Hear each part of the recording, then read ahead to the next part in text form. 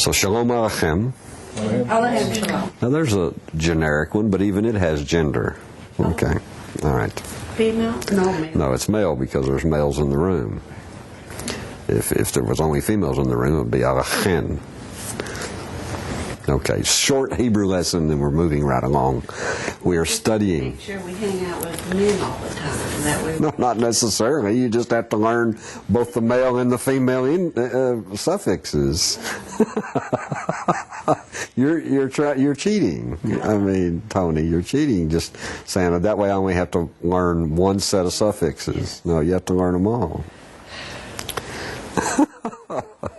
We are studying duties of the heart, Chovot HaLevavot, with Rabeinu Bachya. It's a 1,000-year-old text. It's absolutely unbelievable. And we are in gate number 2. Or are we in gate number 3? We're in gate number 3, that of serving God. And he is about to outline for us 10 chapters of the gate of serving God. All right? And we are on, if you have Feldheim's books, we're using Feldheim's translation. It's on page 241 on the English side of the page, where he's about to outline the 10 chapters of the gate of serving God. Now, just to remind us of a few things, Rabeinu Bachya, as he's already shown us several times, he was a true educator in the sense, and an unbelievably deep thinker in the sense that he was very familiar with the devices of philosophers who are, and scientists also, who if you show them something this way, then they adjust the question to come around the other way, and you may not be able to handle that angle. All right? They just change the question. So he's very, very familiar with that, and as a result, when he begins to prove a case, he proves it beyond a shadow of a doubt. I mean, he answers every question that they might possibly ask. He hits every angle. As a result of that, though, sometimes it seems like he's sometimes repeating himself. But there's always a subtle difference. He's just answering another angle, maybe of the same question. Anyway, by the time we're through with him, he's plugged every hole. He's answered every question, and that's what he's about to do. First, he wants to give just a general outline of what these 10 chapters will be. Some of them are short, and some of them are long. And he starts out saying, what I want to do now, it's my task to make clear, or to elucidate, the 10 aspects that relate to the theme of this gate, the gate of serving God. Avodat HaShem. Number 1, rousing human beings to the service of HaShem, and the ways that is done, the ways that inspiration is given, that spur. Number 2, the need for each one of these ways. In other words, really you have to have both ways, and there's a real need. We'll see that in a minute. Then chapter 3 is the service of HaShem, the service of God. Its definition. He's very good at defining things for us. Its parts, then its virtues. Chapter 4, the form of the stimulus, the goad, the ox goad, that is employed by the Torah and its parts, then the levels that people attain in the knowledge of the Torah and the understanding of its meaning. Chapter 5, the form of the stimulus that's provided by the intellect. And we'll understand this more in a minute. Teaching about this in a question and answer format. That's good. Chapter 6, the various kinds of obligations that are entailed in serving God that correspond to the various kinds of graces and their divisions. That should be interesting also. Chapter 7, an explanation of what a beneficiary, that means us, receivers, okay, minimally owes the benefactor, the person that we receive from. What's the minimum that we owe?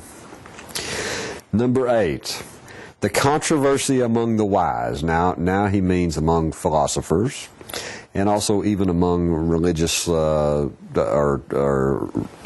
students, both in probably Jewish theology and in, even though Judaism really doesn't have theology like other religions do, but but religious thinkers and philosophers. So the controversy among the wise in regard to, our translation says, to determinism and to free will. You know, a modern example of that is that's still going on all the time is this whole idea that everything is determined by your DNA. All right? Absolutely everything, even your personality development and everything else. Or does your environment have an effect on it? If you understand what I'm saying? Is it one way or the other, or is it a combination of both? Or is everything that we do already mapped out for us and we have absolutely no choice in anything? In other words, HaShem is running everything right down to the second, and we have no choice in anything that we think, say, or do. Or do we actually have free will? And so this is a big flu for all, you know. Anyway, he says, so we'll look in chapter 8, this controversy among the wise in regard to this idea of determinism and free will, and which of those views is nearer to the truth. Then chapter 9 will be a brief description of the mystery of the creation of the human species in this world. That should be interesting. And then finally in chapter 10, he says he will give us an account of the use that we should make of all of our qualities, each one in its place. That should be extremely practical for us and helpful for us. Okay? So we have a general idea of where he's going. Now he's going to get into detail. Chapter 1, on inspiring or rousing or goading a human being to the service of HaShem and the various ways of achieving this, he says we need to know about that, and those things are actually necessary for the following reasons. Number one, that a person is obligated to serve HaShem. And you remember in the first part of this, what we covered the last time we were together, just to remind you, is when he again used unbelievable rabbinic logic and took us through to show us that we really are obligated to serve HaShem, to serve God. And that was his final conclusion. We can't get around that. So a person is obligated to serve HaShem, may he be exalted, by way of his intellect and intelligence. And he says, now there is a long stretch of time between the moment that a person first enjoys God's graces, free gifts, in other words, unearned gifts, and the moment that he is intelligent enough to recognize that he owes HaShem a debt of service for those graces, for those gifts. Now, what's he talking about? He's talking about, it can be a very long amount of time. I mean, that people go through life and think that everything's coming their way, that they should have it, and give no thought at all to the cost of it, or that it's actually coming from someone and being supplied, until they become intellectually mature enough and intelligent enough to realize that it's coming from somewhere. Okay. And some people may never realize that, actually. But Rabeinu Bachya is actually giving us a clue here. He's actually saying that every human being in their intellect, they do know that. They may choose not to admit that, so that they don't feel any obligation to serve HaShem. Like an atheist or someone else who just goes along and says, everything's by luck or by chance or whatever, and this is just the way it is. Or, some of the in the wonderful world of science, But Rabeinu Bachya is going to tell us that every human being inside of them is this I don't want to say knowledge, because it's not knowledge. It's this awareness, even though they may never choose to own up to that. Anyway, okay. I didn't mean to get off on that. So he says, it's necessary, therefore, to call a person's attention during this period to the acts in the inward faith that are obligatory for him, and which together complete his service of God. May he be exalted, so that he will not remain without religion or without a relationship with God throughout that entire period until his intellect matures. So he's talking about beginning to teach young children, so that by the time they become mature, their intellect matures, it's so much better. And I think everybody in the room understands what he's talking about. There are two forms, now he says, of this stimulus.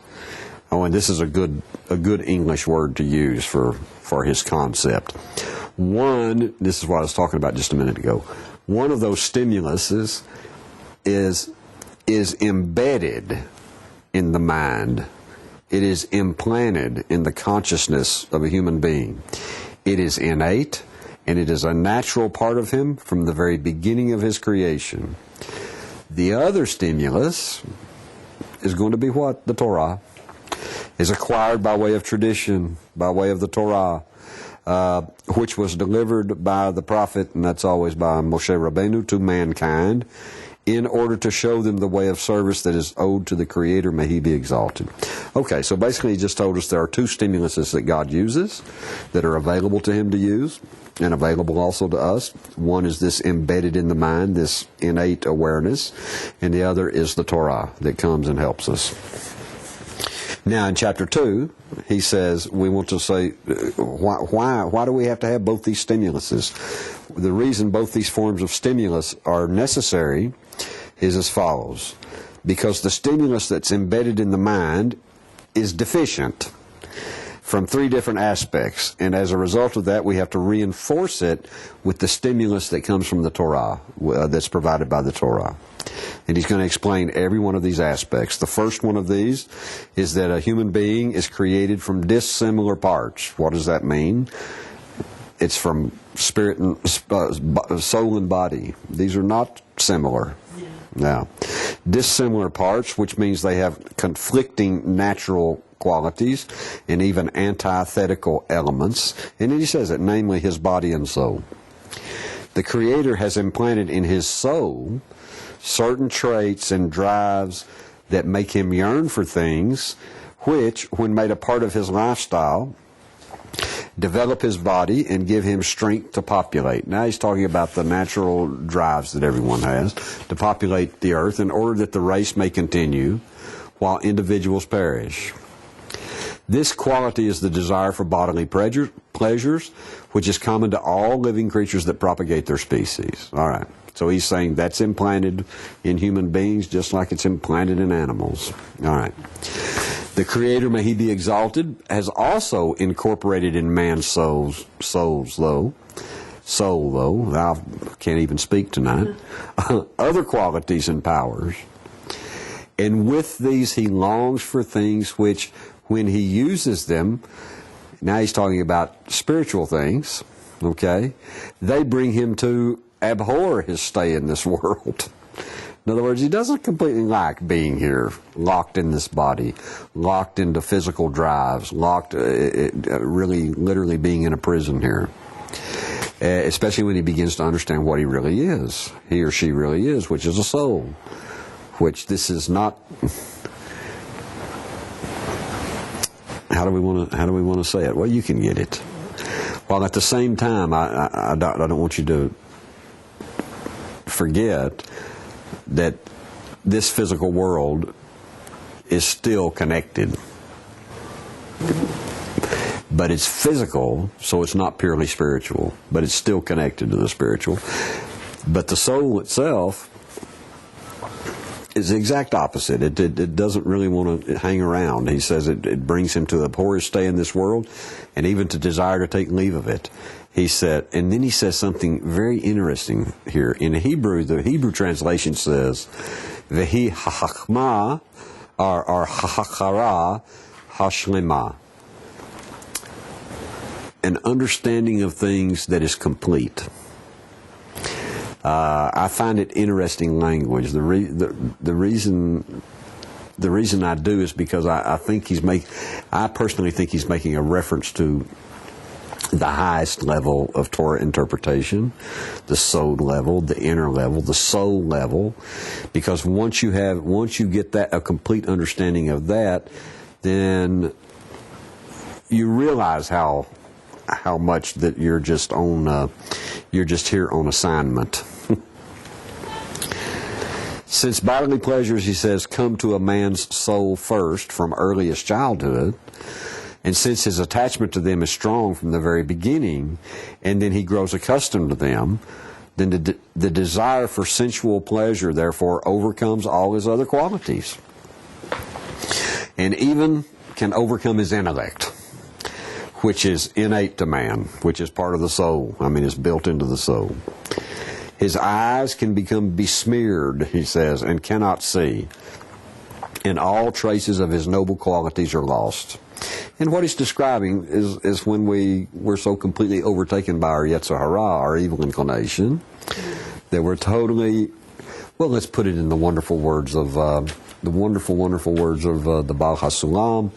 We would be totally dominated by a will to receive for yourself alone, by total self-centeredness, by complete ego.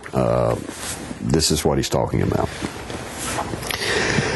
For this reason, a human being needs help, because this just runs rampant over you, you know, for the first 12, 13 years of your life. And then really gets turned on, then really gets into high gear. And so for this reason, a human being needs the help of some external factor in order to stand up to this animalistic instinct, or this base instinct of his, and to revitalize the signs of his noblest quality, which is the intellect, which is a power of the soul, of the divine soul. That factor is the Torah, he says, and its contents, excuse me, through which God, HaShem, by way of his messengers and his prophets, he has taught his creatures the way to serve him. The second of these three aspects, he says, is that the intellect is a spiritual element. It derives from the higher spiritual world, and it's actually a stranger in this world of gross material bodies. Man's physical desire, he says, however, is the product of natural forces and of combinations of the elements, and it's right at home here. This is where the only place it can exist. It's right at home here in this world, which is its foundation and which is its place of origin. Foods, physical foods, vitalize it. Bodily pleasures strengthen it. But the intellect, on the other hand, because it's a stranger here in this world, doesn't have anything to strengthen it, and there is nothing like it in this world. Everything in the physical world is, in a sense, is against it, hides it, covers it over, buries it, a klippah, like a shell. The necessary consequence of this, he says, is that it's weakened. It really becomes in a weakened state, and it's in need of something from the outside, some external factor, which helps it break free from the dominance of physical desire and to overcome it. And what is that? The Torah is the cure for such a sickness of the soul and diseases of personality. So what does it say to us in the Talmud? You know, it's talking about the Yetzer Hara is total, will kill you. It's a disease. It's in a sense, it's poison. But the Torah is its antidote, is what it says. And Rabeinu Bachya is saying the same thing. Why? Because the Torah strengthens your soul. He begins, he says, you'll therefore find that the Torah prohibits lots of kinds of food. People really have problems with that.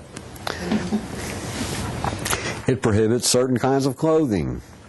It prohibits certain kinds of sexual relations and acquisitions and practices, all of which, he says, by the way, strengthen physical desire. It also prescribes those things that are antithetical to physical desire and that inhibit it. So now, not only does it prohibit, but now it prescribes. It writes a prescription on these things that inhibit the physical desire, namely prayer, fasting, charity, and loving kindness, which revive the signs of the intellect and enlighten man both in this world and in the next. As King David has said in Tehillim 119:105, your word is a lamp to my feet, a light on my path. And as it says, Mishlei 6:23, for the commandment is a lamp and the Torah is light. And then he quotes from King Solomon again in Kohelet 2:13, I saw that there is advantage in wisdom over ignorance, like the advantage of light over darkness. So basically he's making his case. Physical food and all these physical things that we do, they strengthen the body. That further weakens the soul. And if there's not also an ongoing thing to strengthen the soul. And the Torah is what will do that. The third aspect, he says, is as follows: that physical desire is constantly engaged in nourishing the body, and it never lets up. It works without any let up. It works day and night. But the mind, on the other hand, is used only to complement the gratification of the body. He says, now it's well known to everybody that when the organs of the body are used steadily in a natural way, they get stronger, their condition improves, and they function better. When they are infrequently used, they deteriorate and perform poorly. Use it or lose it. That's the way they say it, isn't it? Now, the necessary consequence of this is that physical desire, what? It gets stronger by everything we do in the physical world. Because it's exercised all the time. We have to. If we're going to remain here, we have to exercise it all the time. But the mind is weakened from lack of exercise and employment in its natural function. This is the reason a set time of Torah study is so important. Is to exercise yourself. So he says there was an urgent need for the existence of something that was intended not for the use of a human being's body or his animalistic drives, but for the use of the intellect, free of domination by any physical desire. And that is the Torah, he says, which strengthens, purifies, and illuminates the mind, which studies it, and drives away from man the ignorance which actually shackles his soul, meaning shackles it inside the body where it's not able to do. You remember what the Ramchal tells us in Derek HaShem? Remember way back then where he says the main thing the soul is supposed to be doing is to purify the body. But if it's completely shackled, and then he tells us also in Derek HaShem at what a disadvantage the soul is. Because the body so overwhelms it, chains it down, and makes it serve it. And so the Torah is the medicine for that, is the antidote, is the answer for all of that. So it shackles the soul, and prevents the soul from seeing things as they truly are and putting them in their right place. As it says, Hashem's Torah, he's quoting now from Tehillim 19, Hashem's Torah is perfect, restoring the soul. This verse, I absolutely, these two verses in Psalm 19, I absolutely love them. You know, Rabbi Nachman,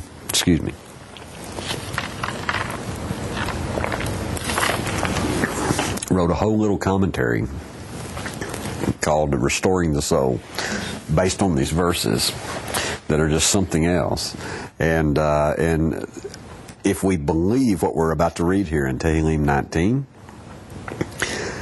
this is part of the whole thing, you know. I'm just trying to tie other studies we've done together.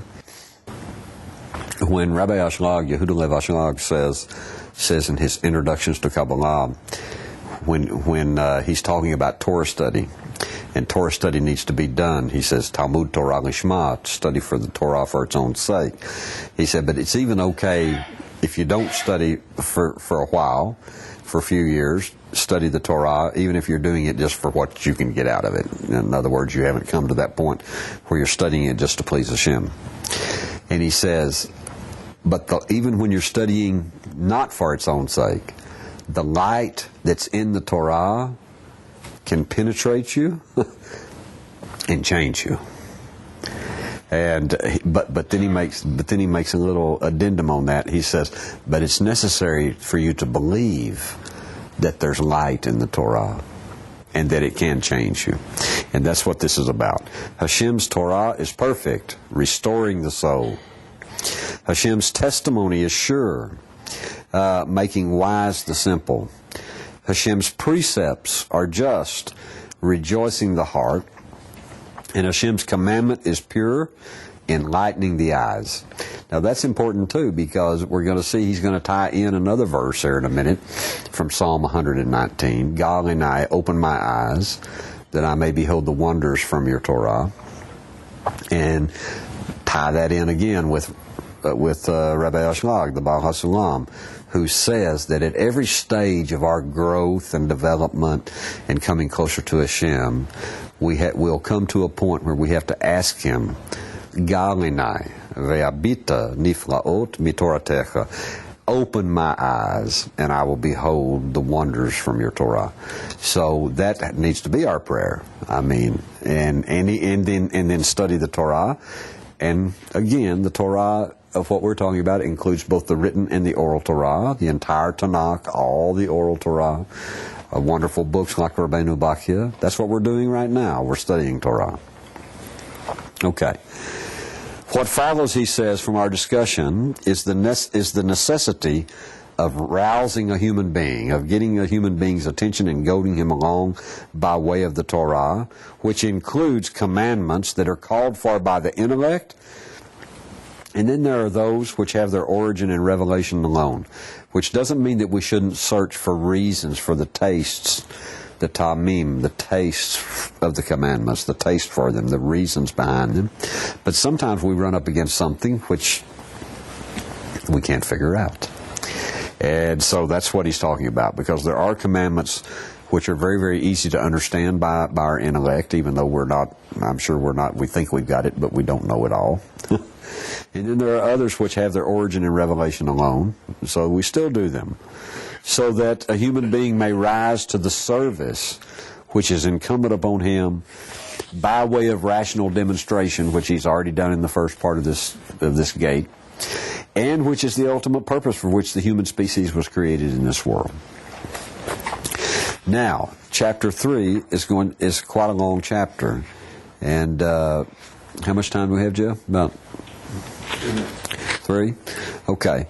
So basically, and we're going to get into it, but I'm going to wait until in the next program, the next lesson. But basically what I love about him so much is, you see, look, it's like when we talk about the Ramchal wrote what? Over 300 years ago. Or the Vilna Gaon, over 300 years ago. When we talk about the Baal HaSulam, we're talking about in the 20th century, he wrote. In the 19th and the 20th century. And yet we're able to take, and we can take any of them. I mean, we can mention any of the great sages of Israel and the great rabbis of Israel, all the way back, and then go into the Bible times themselves, all of the prophets, everything else, and we can take a thread and just thread it through where they're all talking about the same concepts. They're all, because it's coming all from the same Torah. And they're all saying much the same thing, even though they're saying it in vastly different ways, because they cover all the bases and catch everybody. And every one of them has something so special to say because it comes from a special angle that will help us. That's why we study them. Number one, so we can have any kind of understanding at all. And the reason we study so many is to see that nice way it ties in and fits together. And because each and every one of them, because they come from a different angle, they will say something that will help us understand something that we already thought we understood. They'll help us understand it better, help us make the connection much, much better. So, bear with me. Even if you don't want to, bear with me anyway. We're going to plow through. We're going to start with chapter 3 of serving God in gate number 3. Rabeinu Bachya's work, okay, the next time. So I know I probably didn't use up 3 minutes, but I'm using executive privilege and cutting this show short. No, absolutely no. Oh, no, I know better. I've finally learned my lesson. It's taken me 25, 30 years to learn my lesson, but no, I will never do. No politics. I didn't mean executive privilege in that way. I meant that was just a figure of speech. Okay. So anyway, what I'm saying is I'm ending it right now. Shalom uvrakah, peace and a blessing. Shalom, shalom. Okay.